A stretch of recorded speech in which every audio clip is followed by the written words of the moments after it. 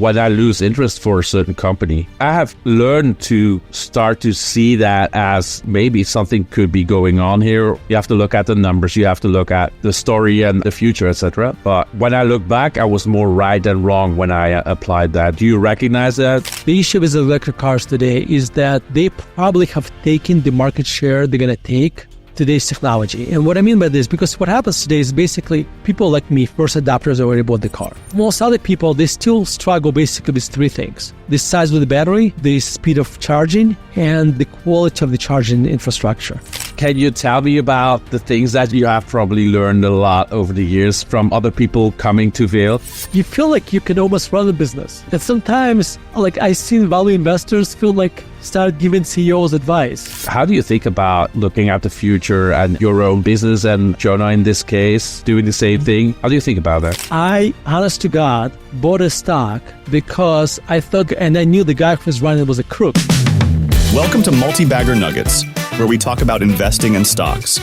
Your host, Chris Hendricks, from Multibagger Nuggets, also known as From Growth to Value, invites you to join this podcast at multibaggernuggets.com, where you get much more content, both free and paid. Today, Chris has the honor of talking to Vitaliy Katsenelson. Normally, he is on a podcast break, but he made an exception for Multibagger Nuggets. Vitaliy is the author of books like Active Value Investing, The Little Book of Sideway Markets, and Soul in the Game. On his blog, The Intellectual Investor, he shares his deep insight in the market, human psychology, and life. Vitaliy is the CEO and CIO of Investment Management Associates and a well-respected voice in investing. He combines deep value investing with investing in Uber, which is currently his biggest position, and he wrote a great booklet about Tesla. This conversation will touch on all of these subjects. Whether you are a new investor or have years of experience, Vitaliy can make you think deeper about your own investing. Here's Multibagger Nuggets, where you hear about tomorrow's winners today. Hello, welcome to Multibagger Nuggets. Here we have Vitaliy Katsenelson, who is the CIO and CEO, Investment Management Associates, or IMA.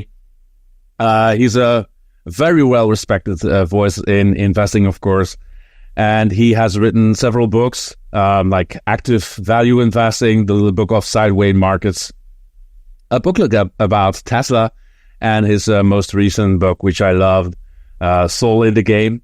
It's more about living than investing, but, you know, it's all the same, right? Vitaliy has a great blog as well called The Intellectual Investor.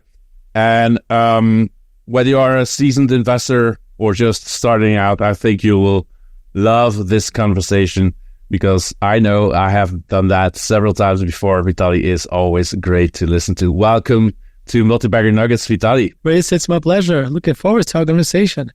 Yeah.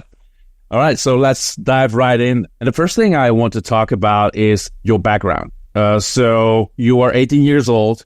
You arrive in the US from Russia. So take people on the trip from that moment to where you are now the CIO and CEO of IMA. So, you know, it's a long story probably. Yeah. Well, let me tell you this. The first several days were complete cultural shock. Why? Well, we landed in Denver, which is in the middle of the country. And when I lived in Russia, I learned most about America from Hollywood, right? From America, from the movies. And if you think about most movies are shot where? On the East Coast or West Coast. It's either palm trees or skyscrapers. I show up in Denver and it's very flat and there is no skyscraper. Now, there are a few skyscrapers, but not really. And no car chases. Exactly.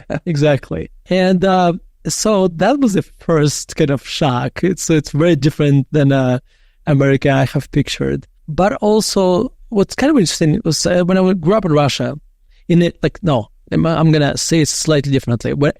When I was growing up in Soviet Union, I was brainwashed to hate America. And I was brainwashed to think that Americans are cold-blooded capitalists. And then when we landed at the airport in Denver, to my amazement, these volunteers, people I never met, are greeting my family at the airport, taking us to this furnished apartment that they basically on their own furnished it with a second-hand furniture, but it didn't matter, to help strangers they never met. So it was very unexpected. That's how my American experience started. After that, I went to university, got my undergraduate degree in finance. I got my CFA. And in 1997, I got a job with this firm, IMA.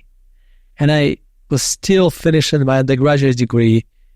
And I was hired as an analyst. And little by little, I progressed. And now I'm, running the joint. So. Mm-hmm.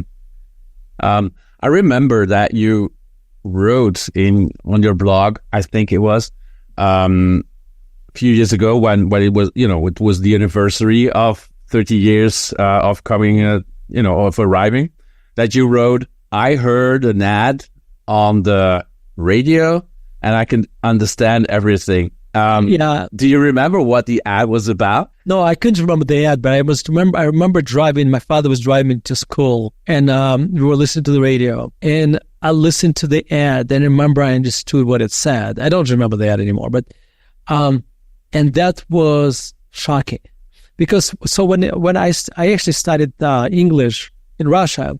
However, I studied British English. Now there's a significant difference between two languages. Yes. And the biggest difference that Americans, as I have learned, they kind of speak in sentences, not in words. So therefore, like individually, I would be able, like if I could identify each word, I would be able to understand what they said, except they spoke in sentences. So it took me a while to be able to fish out the words out of the sentences.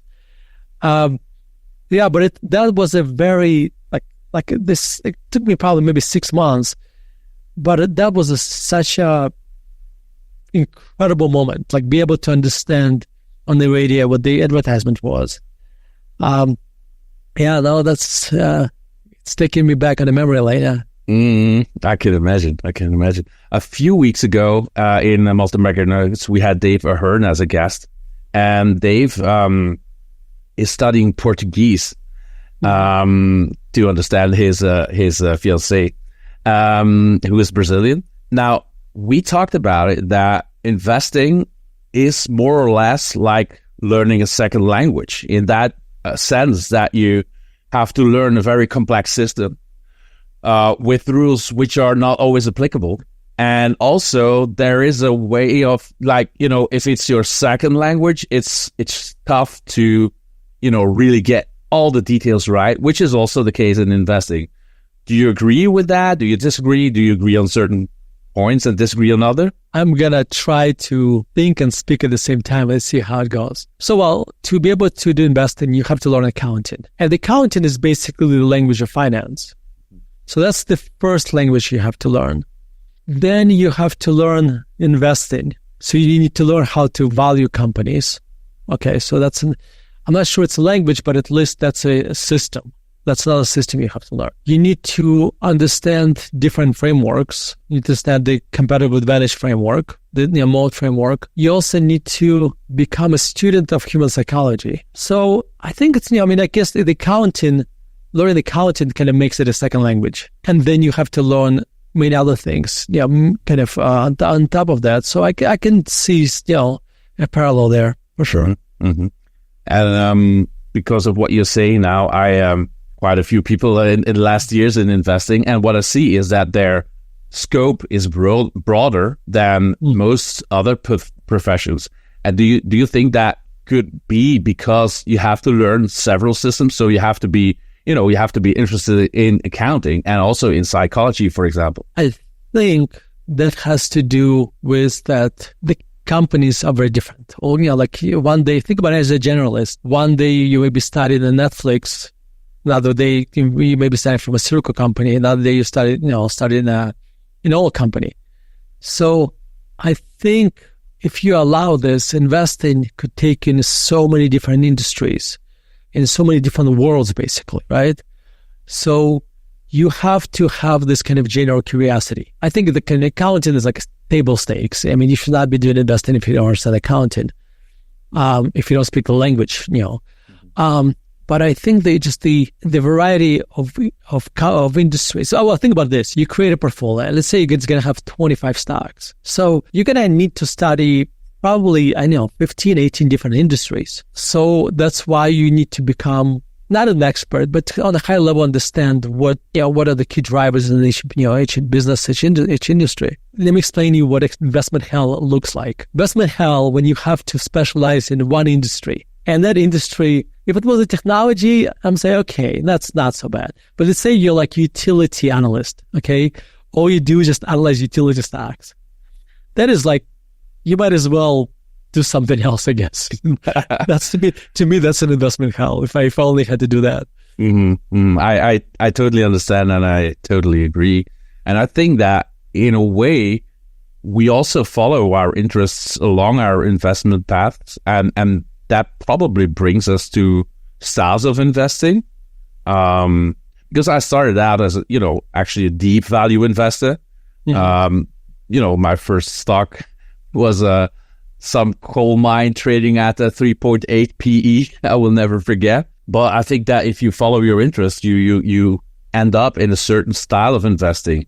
Do you agree there, or is that just personal for me, or what do you think? I think could be interest driven, could also be path dependent. Now, I'll give an example. Let's say you bought this coal miner and you tripled your money. You probably would be more likely that you would be looking for other companies like that.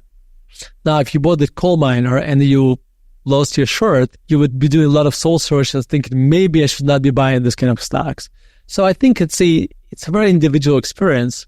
The irony is that when I look at my portfolio, I have a friend who looked at my portfolio and said, Vitaliy, I don't know how somebody puts the portfolio like this together. And what I mean by this, we don't quite own a coal miner, though I don't see why we could. But we own companies like that on one side. On the other side, we own Uber. So, and both fit into my intellectual framework. So, I look at my investment style and it's evolved. I mean, I don't think I was when I started that way, I started more like in the middle. I started this kind of growth at reasonable price stocks. But so it's kind of interesting. If you start in the middle, going up or down is not as difficult. If you start from a coal miner, going to Uber would be more difficult. So that was my journey. But my journey was in the middle, and my portfolio looks from we own companies that would consider to be growth stocks and companies would be considered value stocks. They all have one thing in common: they're undervalued. And do you think that your portfolio is also a reflection of your bursts of enthusiasm for a certain topic, industry, and then your portfolio ends up as a sort of, maybe it's not the best word, but some sort of museum of your interests? I mean, there's some of that, but I think also it reflects, there was this famous bank robber, when he was caught, and he was asking, why did you rob banks? He said, well, that's where the money is. Well, I feel like my portfolio reflects where values are, and sometimes you find them in the coal mines. Again, we don't own them, but we could, in coal miners or in Ubers and in everything in between. I think you just have to have different mental analytical frameworks, because framework analyzing Uber is a different framework than analyzing a coal miner. But at the end of the day, you still have to answer kind of similar questions. Do you understand the business? Does it have competitive advantage? Do you like the management? Does it have strong balance sheet? These kind of things. And is it undervalued? Is it run by good people, etc.? Is it undervalued? And that's, Over the years, I have actually learned to trust my instinct better than I did when I started out. And one of the red flags, the personal red flags that I see now for my portfolio, and of course, I always have to check it in a rational way, but is when I lose interest for a certain company. I have learned to start to see that as, maybe something could be going on here, or maybe, it's just me, but maybe this is not the right investment for me anymore. And of course, you have to check everything there. You have to look at the numbers. You have to look at, the story and the future, etc. But when I look back, I was more right than wrong when I applied that. Do you recognize that in a way or not? Or well, let me break up your question into two different parts. Number one, trusting your instincts when you were young versus now. I would argue that you probably should not trust your instinct when you're young, because to have an instinct, you need to have instinct is basically subconscious mind doing analysis subconsciously. So to do this, you need data. When you're young, you have very little data. Okay, so you've been doing it for a long time. Now, your subconscious mind, actually, you should be trusting your instinct a lot more because there's a lot more data. That's point number one. Point number two, in my experience, when I get bored with a stock, has nothing to do with the company. It has to do with, we always look for novelty. So a lot of times we own a company is doing absolutely fine. In fact, my worst mistakes were kind of me being bored with a stock and selling it, and nothing really changed. I just got bored with that. In my case, I think when I get bored, and now occasionally myself realize it has nothing to do with the company may still be an attractive investment. Again, it may or may not be, but nothing changed. And I'm just looking for novelty. So, and I think a lot of times, if you have nothing to do, there are many options. You can take on golf, or you can just analyze other companies and keep building your wish list. Now, when I get bored, with a company, I go back and I look at it again, but make sure that nothing changed, and it hasn't. I just do nothing. Well, it's more like if I am not interested in the business anymore, it's not the stock that much. But I totally thank you for the granularity that you bring in that answer. I think that you are completely right there. Something else. Let's shift. What's the most important thing that you have learned about yourself or your investing in the last year or the last few years? Oh my God. Okay. I know it's a hard one. It's a hard one. Well, wait, no, let me see. A couple things. I learned that it's very rarely that you buy a stock, or when I say you, I'm talking really about myself. When I buy a stock and the stock realizes that I bought it, says, oh, thank God Vitaliy finally bought me, and just goes up. Every day I wake up in the morning, I look at the computer, it keeps going higher.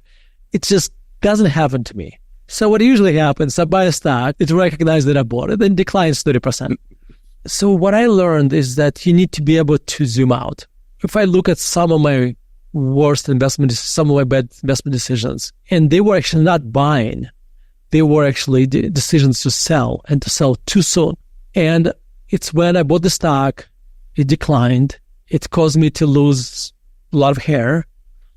Then my thesis actually played out, but partially. And as thesis played out, I made good amount of money, and then I sold the stock. Why I sold the stock? Because I wanted to cement that gain. I wanted to put a closure to all the pain I went through. Like it happened several times. I would leave 3 or 4x on the table. So this is why I'm saying these mistakes are even worse than me buying a stock declining the bunch, because that's a lot more than losing 50%. And so now I learned to zoom out. When a company is going through tough times, I kind of start looking in a longer time frame. And when the stock price doubles or whatever, and my innate emotion is to sell it and just, to say bye, I had to reanalyze it again. And, and I look at my thesis again. I say, okay, well, what is it worth today? And again, one thing actually, well, we talked about Uber and coal companies. So how do you have a portfolio that have both of them? And here's the trick. When we analyze companies, we always look at their business, how it's going to look on at least 4 or 5 years out. So let me give you 2 companies. Let's say, again, coal and Uber again. So coal company, again, I'm generalizing just to make a point. Let's say that looks cheap, but the earnings are not growing. It looks statistically cheap in today's earnings. But if you look at the earnings 4 or 5 years out, you realize that price, that the value doesn't change. So when you start discounting back to today, so in other words, in fact, let's say it's worth today $10 and it's worth 5 years from now $10.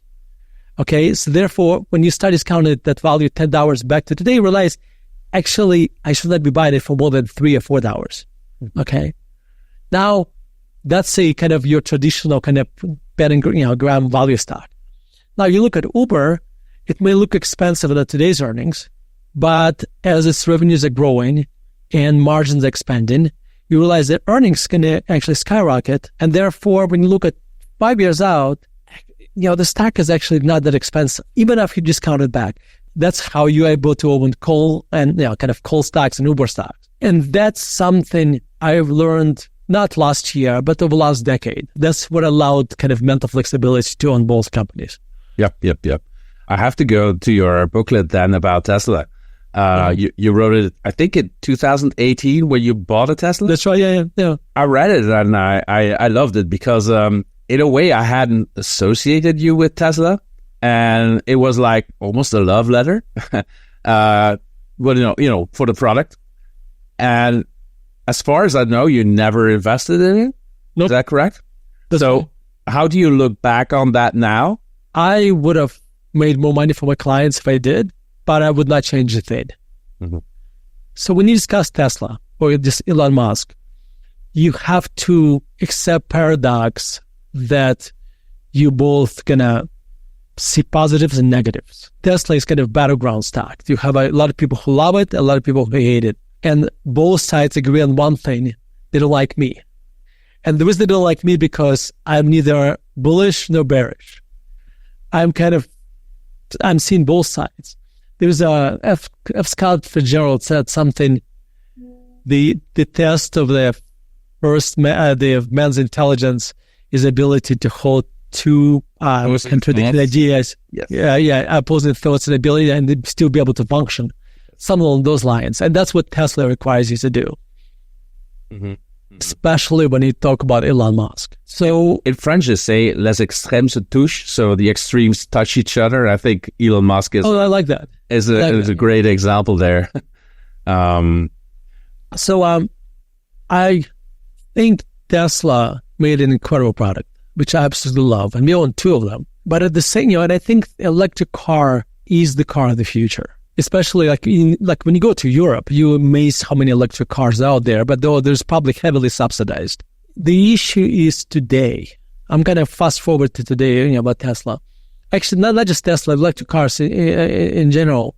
The issue with electric cars today is that they probably have taken the market share they're going to take today's technology. And what I mean by this, because what happens today is basically people like me, first adopters, already bought the car. And people who were going to own one electric car already bought a car. Now, but I think for most other people, they still struggle basically with three things: the size of the battery, the speed of charging, and the quality of the charging infrastructure. Let's say, let me just take average Tesla. It probably has a official range about 300 miles. They actually, but nobody drives from zero to, nobody runs down the battery to zero, right?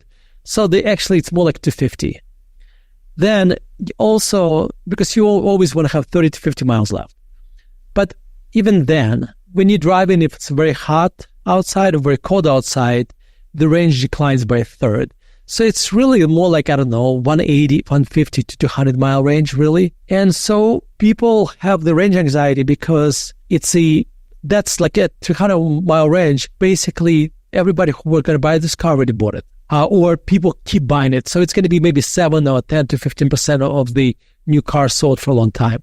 Now, Toyota has been promising that they're going to have a range 600 to 900 miles. At that range, people are going to worry a lot less about when they're going to charge the car next.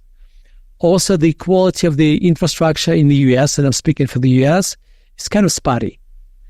Also, if you pull over and you want to charge a car, it's going to take you at least 20 minutes. So most people don't want this. So now, at some point, technology, the battery quality will change. The chemistry will change, and suddenly you can get 600, 900 miles. Then a lot of fear will be gone. And I think, electric cars will start taking market share from, larger market share from internal combustion engine cars. And I think it's going to be probably happen in maybe longer than 5 years, but less than 10 years. Now, in the meantime, we may get an opportunity to buy Tesla at the Ben Graham prices. So I'm hoping for that at least. I don't own the stock, but I still think today Tesla probably is the best electric car in the world. Mm-hmm. Mm-hmm. I think even, people who hate Tesla have to admit that. But again, shifting gears here, in a career, you always have moments in which, everything seems to be rolling very smoothly. And then other moments when, it costs some more energy of you. And what can help you through those moments in which it's a bit tougher, it feels more like work, and what can bring you back to the flow state, as it were?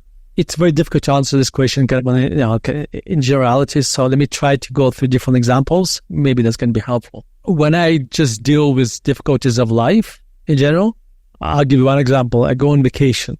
Let's say I reserve the ocean view hotel room, and I get a pool view hotel room. I know it's very, very huge problems. I know it's a very important problem. Actually at that point, I remind myself, 95% of the world was killed to help that problem. Mm-hmm. And I cannot tell you how liberating that is. It did happen to me, and I reacted that way. And I tell you... did you have to convince your family of that viewpoint as well? Yeah, it's a little bit. But, but I philosophize like that with my family. They're like, okay, it wasn't as big of a deal. Mm-hmm. Actually, the most person I had to convince was myself. Yeah.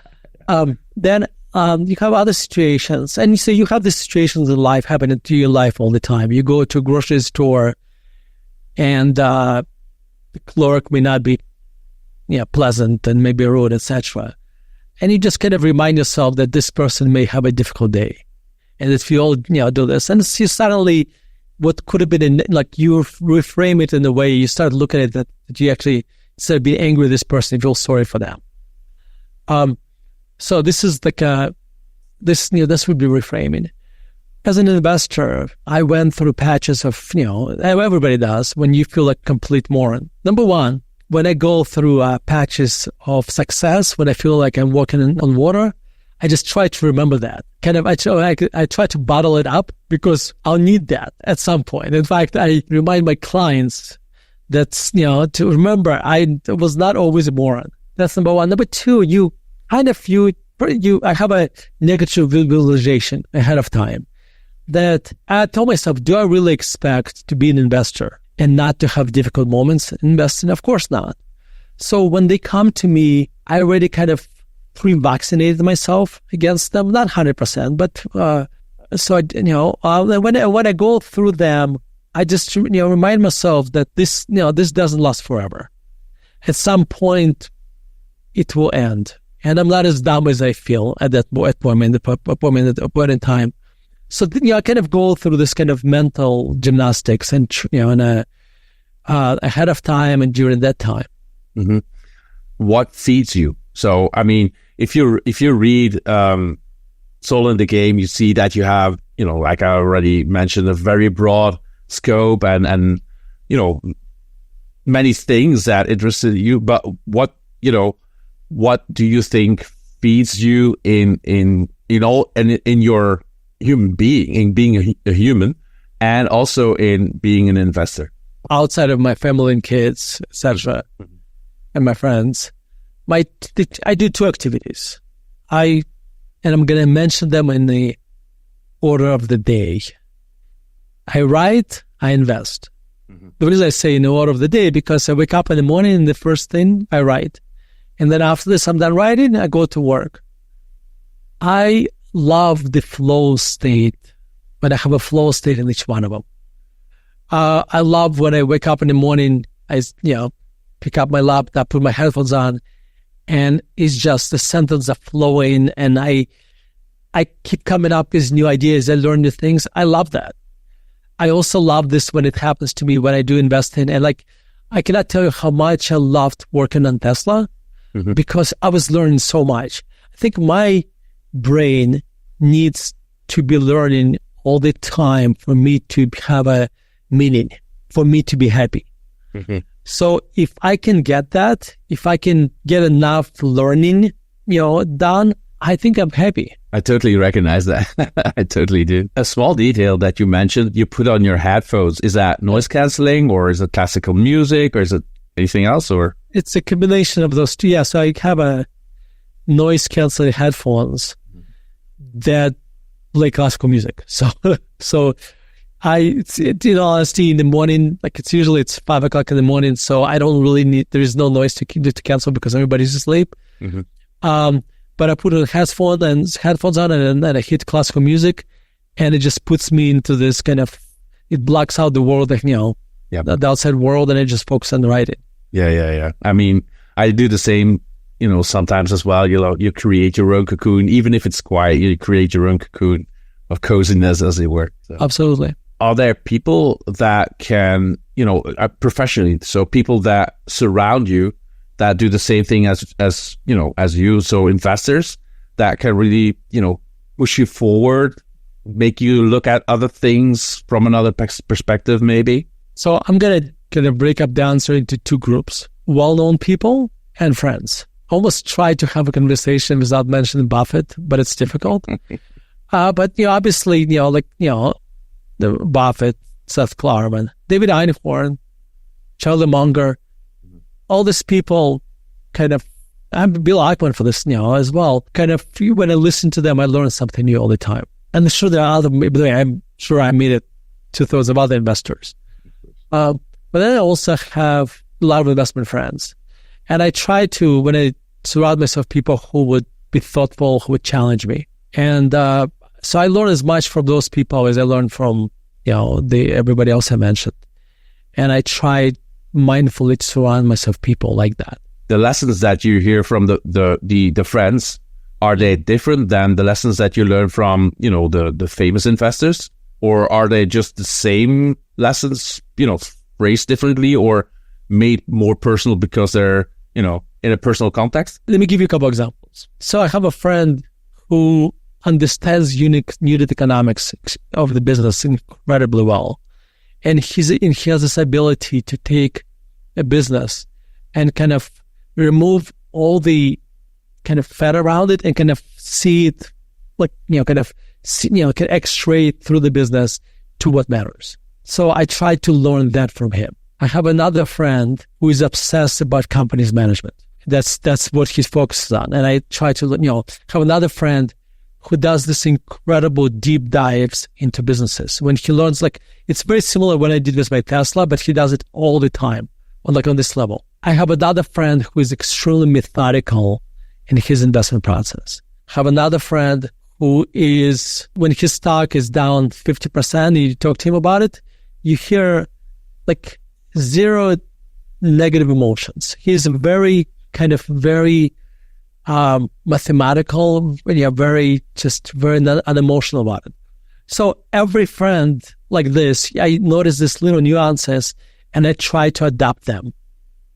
I would argue the reason I'm saying I learn as much from them as about Buffett, because these things usually you will not catch in Buffett talking to 40,000 people. When you have one-on-one, conversation, this is when you get these insights. It's something that I have learned in the last years as well. I'm not a traditional investor with a traditional background, and I learned that I can learn as much and probably more from people personally than from the greats. Let's move to your first book, Active Value Investing. Maybe first, how would you describe that for people who haven't read it? If I put my marketing hat on, it's 2 books for the price of 1.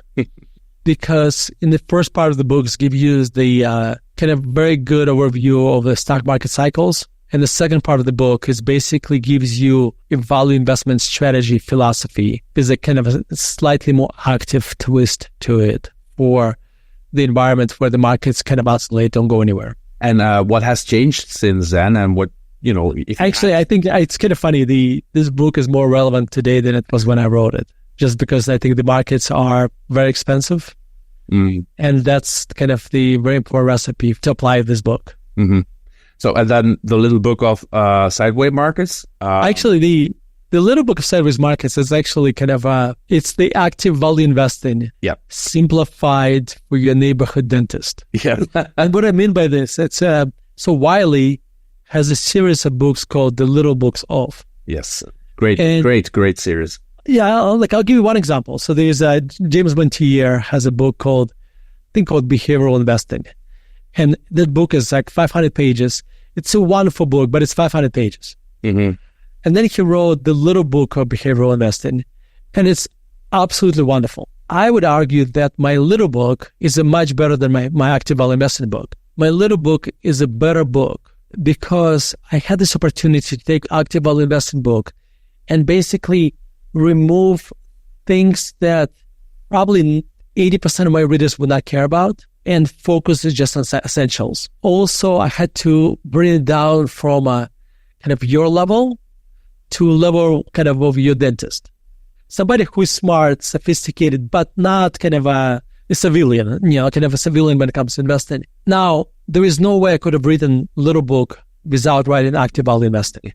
And which tells you the importance, because there's two lessons here. Number one, importance of editing, but number two, importance of psychology. Because when I wrote active value investing, it has 75 charts and tables because I wanted to show you the work.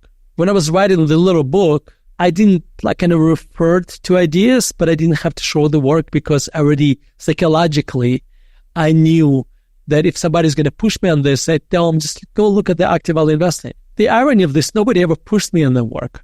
Nobody actually even cared. So, anyway, so that's what the little book. Yeah, that's how I wrote a little book. Mm-hmm. I think that inner voice that you think that other people will tell you certain things, but you're probably your own worst enemy. What do you do to shut up that voice? Is there something there? Because it's always there, even if you invest, and especially you invest other people's money. I think that's a big responsibility that most people don't see the gravity of that. I think the identifying that voice is 90% of the battle. Sometimes you do things without realizing that voice is what's driving you.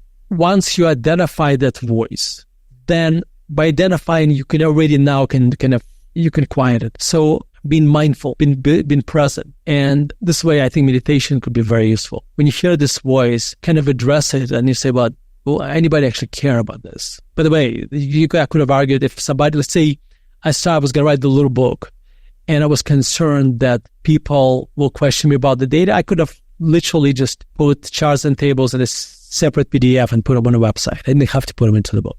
That's if I confronted that voice, but I didn't. So I didn't even know about this until I started to work on the little book. Mm-hmm. So, yeah. Mm-hmm. You are the CEO and CIO of IMA. So how much are you CEO, how much are you CIO, and how much are you everything else? I actually have 3 hats on. I'm a CEO. I'm giving you a very honest answer. CEO, I'm a CIO and a CMO, mm-hmm. right? Mm-hmm. And I worked very hard that I spend less and less time on my CEO role because I kind of help to create the culture. I hired the right people and I have to spend less and less time focusing on that and being a CEO. It's the CMO role that I'm actively trying to kind of minimize. And I have been successful at that, but not as successful yet as a CEO role. But I spend over the last couple of years, I'll give you an example. I used to talk to prospects. Now I don't anymore. Mm-hmm. So now I have somebody else do this. So I've been minimizing it. But that's my goal is to spend 80% of my time on being a CIO and 20% of my time on everything else. And, it's a week by week. So sometimes I'm more successful than, other times. Sometimes I spend 150% of my time on being a CIO when the market has kind of, difficult moments and, like pandemic. Mm-hmm. Being a CEO has been incredibly helpful to me as a CIO. And I'm going to do it again. Where I'm going to go with that. I'm going to quote Buffett. And because it's impossible not to, it does make you a better investor. Being a businessman does make you a better investor. Mm-hmm. And let me tell you where the biggest difference, for me, what I understood, people. Mm-hmm. It's people and how complex businesses are. So let me give you this example. When you analyze companies, and you look them through the prism of spreadsheets, you feel like you can almost run a business. And sometimes, I've seen value investors start giving CEOs advice. You remember the famous case where some activist investors start to tell Olive Garden how much they should spend on breadsticks and stuff? Like, what arrogance does it, like, just kind of the spreadsheet knowledge is kind of dangerous, I guess. So that's one aspect of that. But also the another aspect is that you realize how important people are. You realize that what you're buying a company, even when you're buying a company like Coke or General Motors or whatever, you are still not just buying assets, you are buying people, because these people can either create an enormous amount of value or destroy enormous amount of value. Now, I mean, industry dynamics, etc., still make a difference. But today, by the way, that made investing more difficult because that adds another filter, which removes even more companies from your universe. Mm-hmm. But that has made me a much, much better investor. I remember, like, Chris, I'm embarrassed to say this. I'm not going to mention the company. I, honest to God, bought a stock because I thought, and I knew the guy who was running was a crook. But I thought, you know what, now that he's incentivized differently, he's not going to screw me. Fast forward, he did screw me. Oh, yeah. Okay, so today, I would, like, idea of buying this company would not even enter my mind. I would just move on. Now, if I lose confidence in management, especially their quality of the character, I move on. I'm not going to mention the company name. You see why. But we own this company, and right after we bought it, there was a lawsuit that was filed against the company, which happens all the time. Lawsuit itself is not important. But there was an interesting disclosure in the lawsuit. The person who was suing it, the company, described how he went to negotiations with the CEO, to dinner with the CEO to negotiate the resolution of whatever the dispute they had. And he told the story how he was sitting at the table with CEO, and there was an assistant sitting right next to CEO, and assistant was cutting CEO's meat while he was talking. Like, there was only one right decision at that point in time when I learned it, is what to sell the stock. I didn't. I lost a bunch of money on the stock. Okay? For the right reasons. Because the guy who ran the company, he was egomaniac. Mm-hmm. Mm-hmm. Okay? So... That's literally acting like a child. Yeah, no, it is like, yeah, it is. Yes, it is literally like, yes, exactly. And so the point I'm trying to make is that, like, these, like, the people make a huge difference. If somebody behaves like that person basically, by the way, why does it matter if somebody else cutting his food? It basically tells you that person has a cult of personality. Mm-hmm. He feels that he's so important, that he's not going to cut his own food. He's going to have somebody else do that for him. The mistakes that person made were the mistakes you would expect somebody who has who thinks he's right all the time make. Mm-hmm. Mm-hmm. Mm-hmm. Yeah, it's something I learned as well through the years, that people are the real assets in businesses, and they make all the difference. Because if you look at innovation, that only comes from people, right? And culture, people and culture. So, just you mentioned something interesting. You know what it is? Culture is kind of a common denominator of human behavior in the company. Uh-huh. So if you understand the culture, it's kind of a shortcut to understanding kind of individual behavior or kind of on a bigger scale. Yeah, true. And I think the Phil Fisher scuttlebutt still works in that way. If you look at people online even who work there and who talk about their company, I think you can still learn a lot about the way in which they talk about their company and their their management, etc. There's still undervalued knowledge, to call it, like that. Let's shift to something I'm really looking forward to next week when this podcast comes out. Actually, I'm traveling to Vail for Value X Vail conference, which I'm excited to be attending. You have been doing it since 2011, I think. I think 2010. 2010 already? Maybe for people who don't know, can you explain what it is? Actually, you know what? You're right. 2011, I think. So let me tell you how this conference came about. In 2010, almost 14 years ago, in July, I attended Value seminar in Italy. Basically created by Chicho and Whitney Tilson. And there, I spent some time with Guy Spear. Mm-hmm. And Guy Spear said, Vitaliy, so this is why it was 2010. He says, in January 2011, we're going to have our first Value X. At the time, it was Zurich and clusters. Do you want to come? I said, sure. So the first Value X in Switzerland it started in Zurich and ended in clusters. Mm-hmm. And I loved it so much. I love the idea that I get to, for 3 days, I get to spend time with other like-minded investors. And we get to talk about stocks. We get to talk about different things. Mm-hmm. And here's the interesting part. Have you ever been to Switzerland? No, not yet. I almost went last year. But Clusters is a kind of ski village.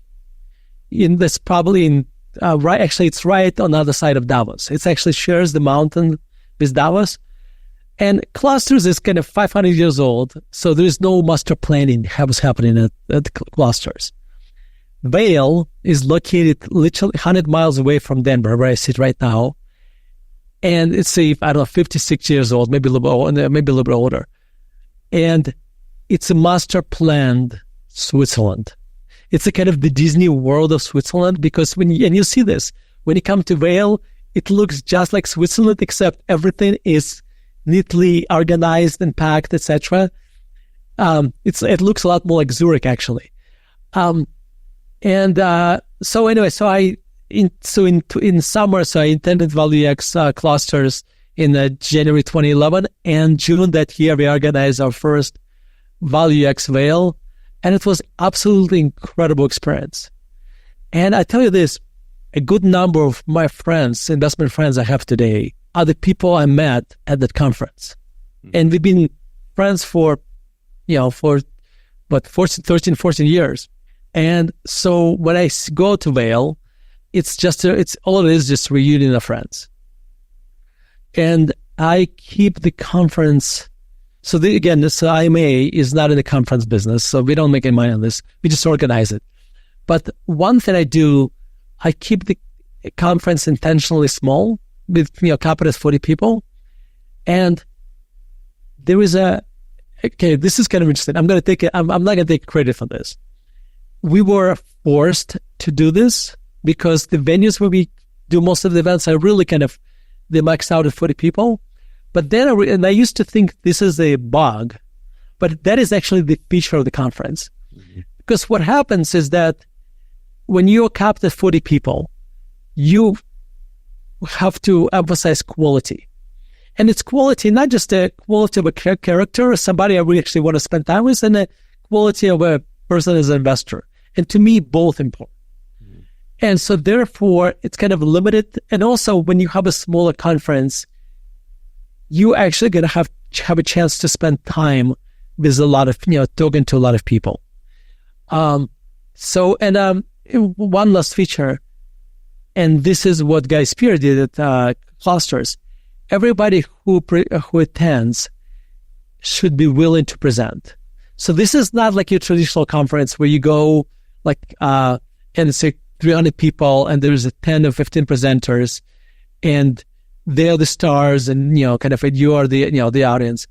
Everybody there at Value X Vail deserves to be there, and everybody there is expected to present. We won't have the time for the presentations, but we'll have time for 21 presentations.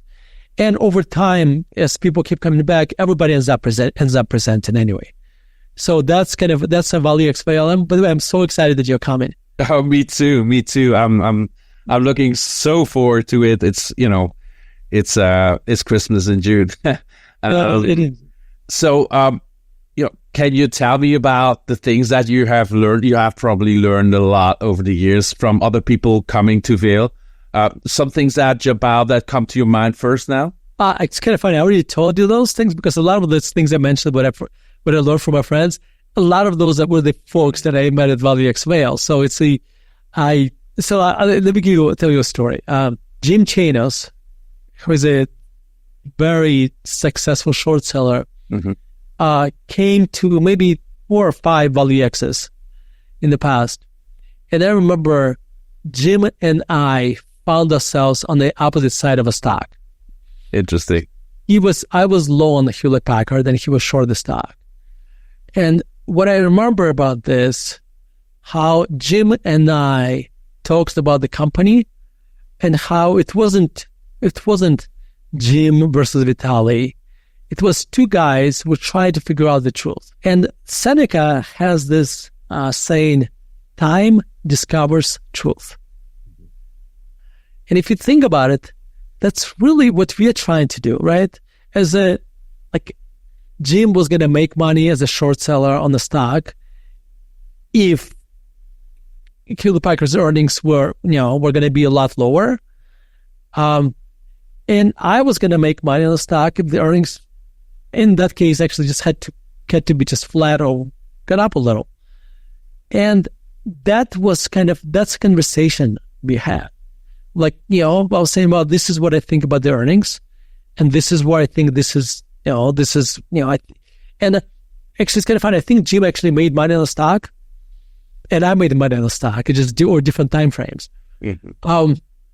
But I think we were both wrong in our analysis. Mm-hmm. I'll tell you. So I think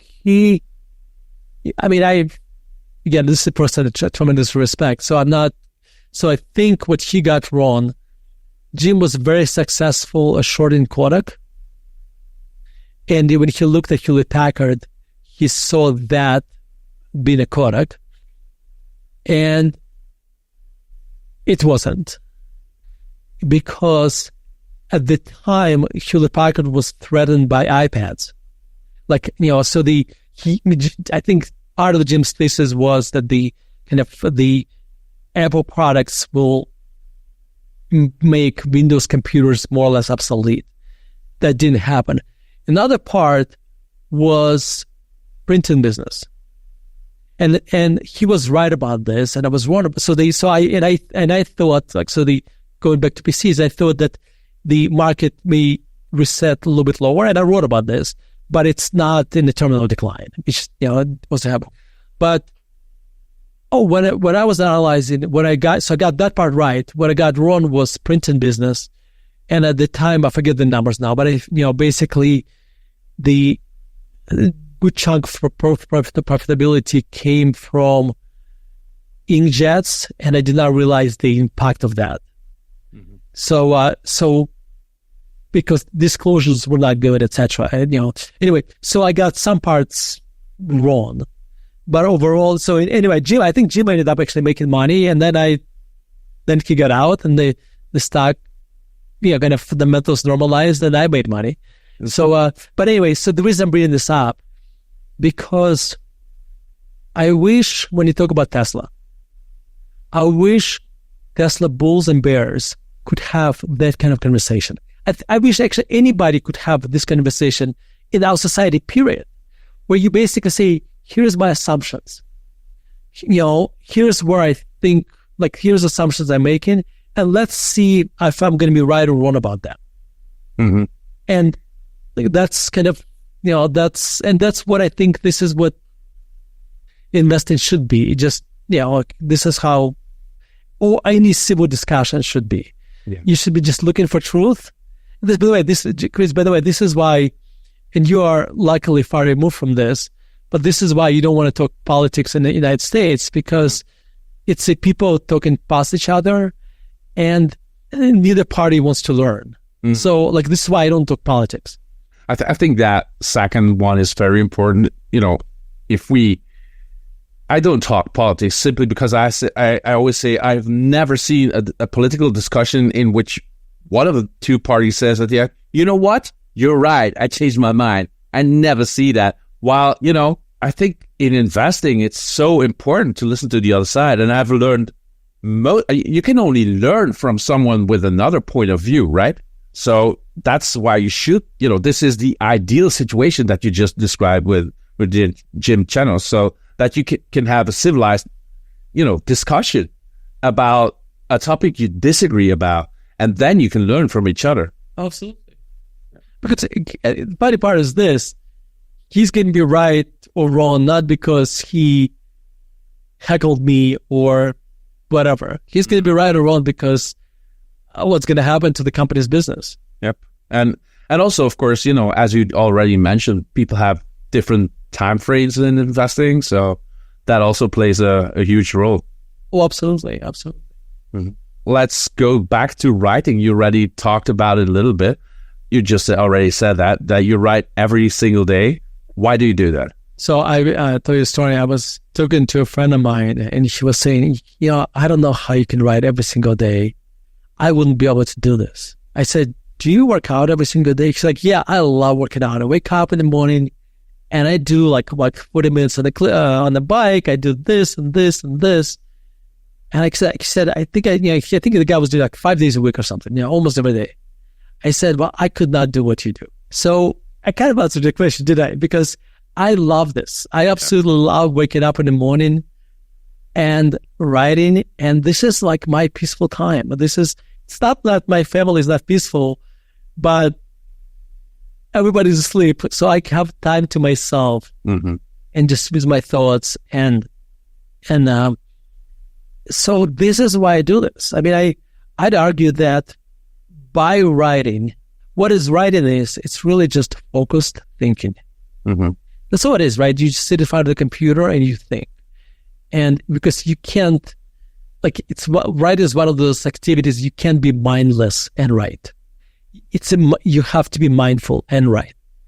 And therefore, I focusedly think at least 700 hours a year, right? Because I write 2 hours a day roughly. So, and that made me so much smarter. I'm not saying I was smart. It's whatever you think my smartness is, trust me, you would have to remove 30 IQ points from this. So this is why I do it. I love sharing my ideas with the world. I love that if I write something and it could make a difference in somebody's life, usually it's not going to be about investing, though it could be about investing. But I cannot tell you. So when you and I were in Omaha, so my latest book is this, Soul in the Game, right? Yeah. And I had this doctor from, I forget, come up to me, and he was born in Pakistan, and said, Vitaliy, this active value investment book, this Soul in the Game book we wrote, it's like a parenting book. I'm like, I did not sit down to write a parenting book. Mm-hmm. He said, I grew up in Pakistan, and my father would go to work. He would work hard, come home, and he did not spend any time with us because he was tired, and that was my mom's role to spend time as kids. And he said, this was kind of our society. This was, and he said, your book showed me how and taught me how to be a better father. Chris, I did not sit down and say, I'm going to write a parenting book. Mm-hmm. I didn't. Mm-hmm. It's just, what I find is that when people read this book, they find things that fill gaps like inside of them that need to be filled. And I think my writing does that to others. Again, I'm not, at least I hope it does. And therefore, I hope that I can make lives of others better. That gives me tremendous amount of meaning. Mm-hmm. So, this is, again, it's actually very selfish because I receive joy from helping others. So this is in part why I love writing. So, well, I actually rereading it right now because I loved it so much. And the first time I read it, for people who haven't read the book, it's it is a parenting book, but it's definitely not a parenting book. It is an investing book, but it's definitely not an investing book. It's a book about life. And that makes it so great as well. The first time I really, I think it took me half a year or longer, because I wanted to enjoy it. So I read one piece every evening before I went to bed. So, and I was really sad when I saw, the last pages coming, because it was some form of meditation, actually, to read it in that way, and to think about, to lay down your day, as it were, in that matter. So, this is another experience.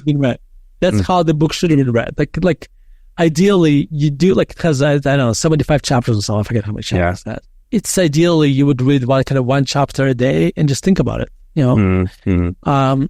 And by the way, I think I'm going to switch topics just slightly.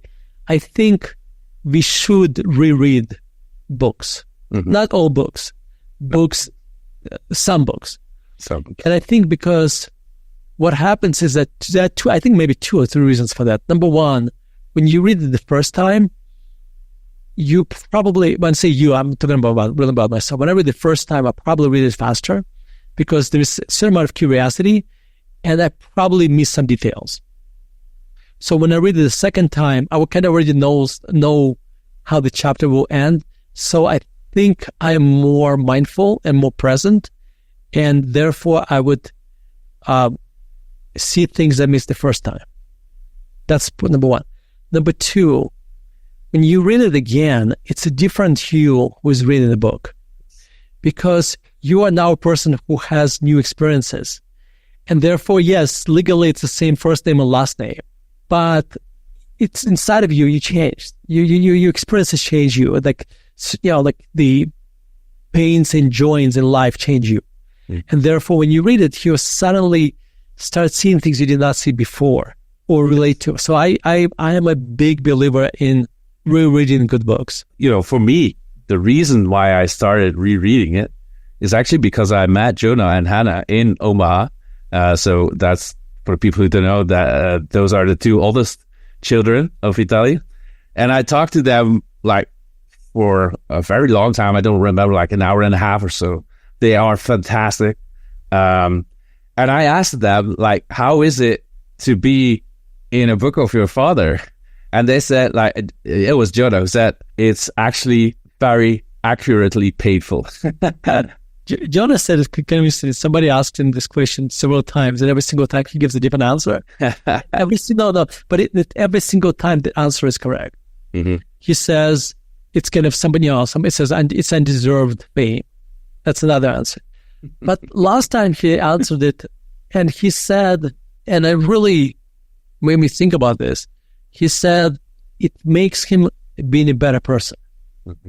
Because what happens, and actually I can tell you this as a writer, writing about life has made me a better person. Just like a parent makes you a better person, because I inspire to be a person that you perceive me to be when you read this book. Okay? Because I'll give you an example. In the book, I talk about taking my girls to Barnes & Noble, which is a bookstore. It's everything I described there is absolutely true. Okay? But the frequency, okay? So when sometimes I remind myself that we haven't gone to, kind of the identity of me taking my kids to a bookstore is kind of sits in the back of my mind. And okay, well, we haven't gone to a bookstore in a long time. Let's do this. So I want to be to this person that I describe myself in the book, more frequently, I guess. Yeah. And I think same thing when I wrote about Jonah, the person I'm painting in the book, he wants to be that person more frequently. Mm-hmm. Okay? And I think by doing that changes him.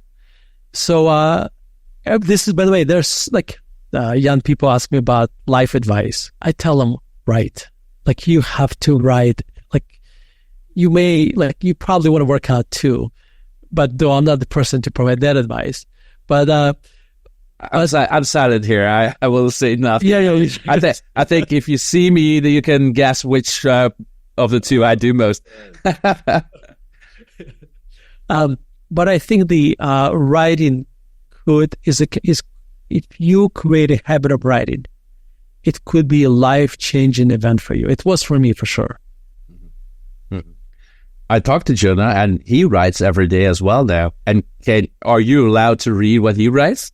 When he shares it with me sometimes. I mean, we have a kind of a very weird relationship because we're very close. We talk on the phone, 3-4 times a day at times.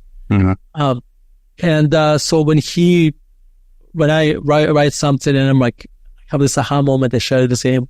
It's very difficult for me. Like when I write something new, I want to share it with him. Except that you and I already talked about 3 times before that. So it's that's good. That makes it slightly more complicated because I don't remember what we talked about. You don't have to answer this question if you don't want to. But jokingly, I said to you in Omaha, "Oh my God, Jonah, he's so smart. He's going to push you up, Vitaliy." How do you think about, it's a joke, of course, because he respects you enormously. But how do you think about, looking at the future and your own business and Jonah in this case doing the same thing? How do you think about that? I'll give you a couple answers. Would I want IMA to become like, Katsenelson and kids? Not just son, because I have 2 girls too. In some world, yes. But more importantly, I want my kids to be happy. And so I never push them into anything. I don't say I'm pushing them into what they have interest in. I did not push Jonah into taking a finance major at the university. He said he promised himself he'll do anything but finance. But when you're a business major, you take an accounting class, you have to take an accounting class. And he took it. He said, I actually didn't like it. I didn't hate it. And then he took a finance class because he had to take it and he loved it. So he chose his major. But even then, he came up to me and said, Dad, I don't want to work for you. And he said, because I would know that I got this job because I'm your son. And therefore, I didn't really deserve this job. So I want to earn my own success. So he is not going to work for me. I mean, he maybe at some point in the future, when he's done doing other things, he may decide to do this or whatever. But he wants to become successful on his own.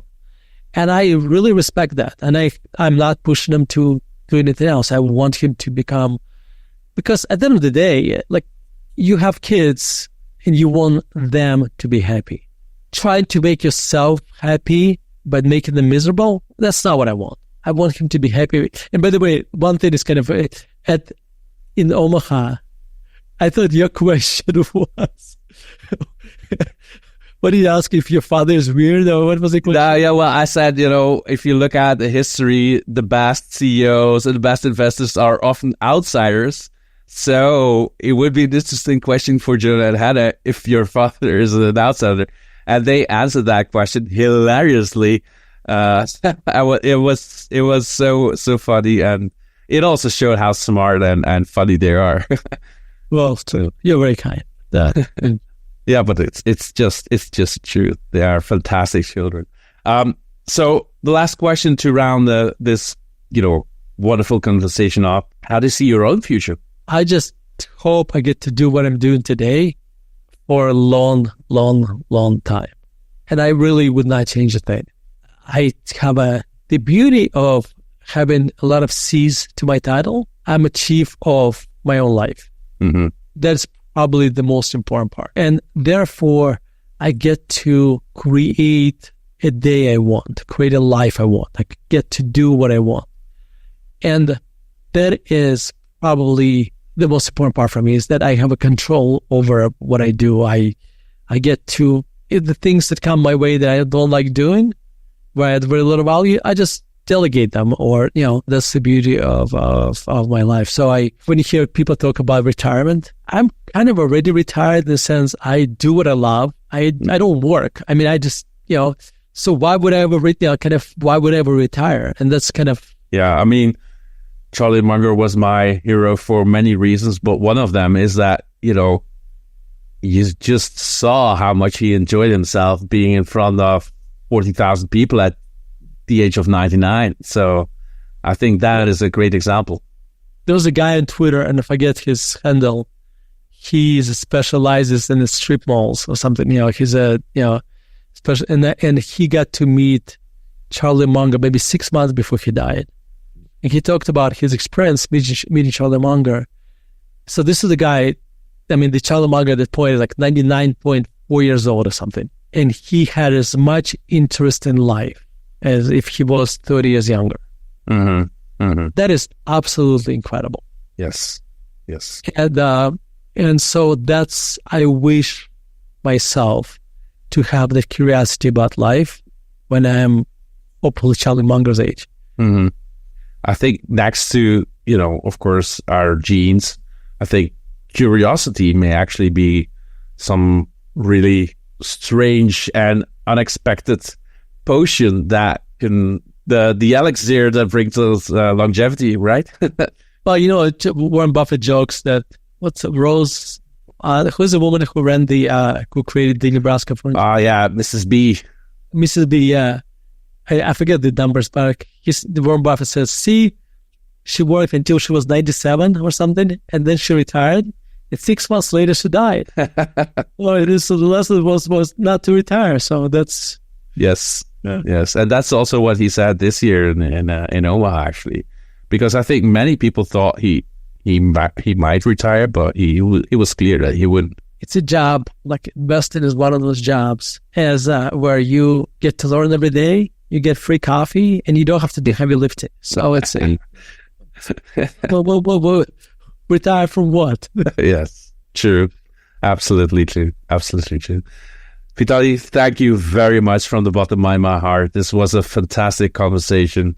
I feel utterly blessed that we can continue that conversation next week in Vail. And see you there. I hope you enjoyed this content. None of this is financial advice, so don't buy stocks only based on this information. Chris and the guests may have positions in the stocks they discuss. Get much more free and paid content at multibaggernuggets.com.